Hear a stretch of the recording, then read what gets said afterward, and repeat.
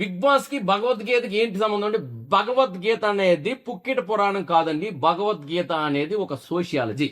భగవద్గీత అనేది ఒక సామాజిక శాస్త్రం.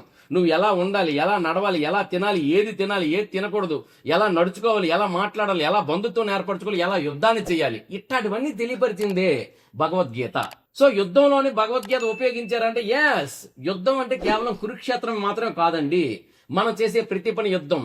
మనం చదువుకోవడానికి చేస్తాం యుద్ధం, బతకడానికి చేస్తాం యుద్ధం, తినడానికి చేస్తాం యుద్ధం, ప్రేమించడానికి చేస్తాం యుద్ధం, ప్రేమ నిలబెట్టుకోవడానికి చేస్తాం యుద్ధం, పెళ్లి చేసుకోవడానికి చేస్తాం యుద్ధం, ఇద్దరు వ్యక్తులు కలవడానికి చేస్తాం యుద్ధం, స్నేహం కోసం చేస్తాం యుద్ధం, విడిపోవడానికి చేస్తాం యుద్ధం, పిల్లల్ని కనడం కోసం కూడా చేస్తాం యుద్ధం.